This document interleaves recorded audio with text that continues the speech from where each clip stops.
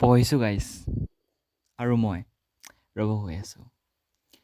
assignment দিছে একাউণ্টেঞ্চিৰ submit কৰিব লাগে আকৌ কালি ফাৰ্ষ্ট মই এফৰেজ পেপাৰৰ মানে লাইনকেইটা ড্ৰ কৰি ল'লোঁ তাৰপিছত মই মেইন টেক্সটখিনি লিখা আগত মানে মই একনলেজমেণ্ট ডিক্লেৰেশ্যন